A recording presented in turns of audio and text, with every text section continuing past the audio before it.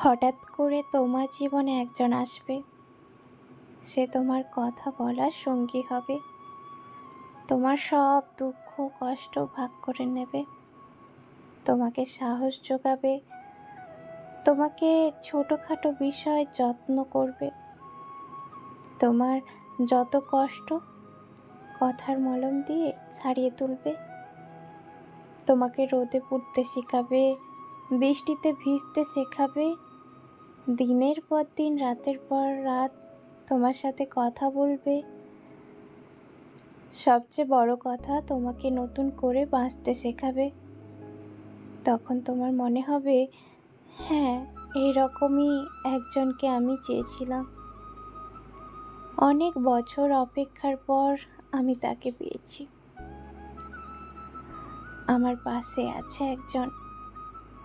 তারপর যখন কথা বলার অভ্যাসটা তোমার বদ অভ্যাসে পরিণত হয়ে যাবে, তখন একদিন হঠাৎ করে মানুষটা বদলে যাবে, তোমাকে ব্যস্ততা দেখাবে। সারাদিন অপেক্ষা করার পরেও একটা মেসেজ বা কল আসবে না। তুমি বারবার ফোন চেক করবে, কিন্তু তোমার অপেক্ষায় থেকে যাবে। প্রথম দু একবার কল করে তোমাকে বোঝাবে সে নিরুপায়, তার জীবনে খুব ব্যস্ততা, তাই সে সময় দিতে পারছে না। এরপর আস্তে আস্তে সব যোগাযোগ বন্ধ হয়ে যাবে। তুমিও বুঝতে পারবে সে আর তোমাকে সময় দিতে পারবে না।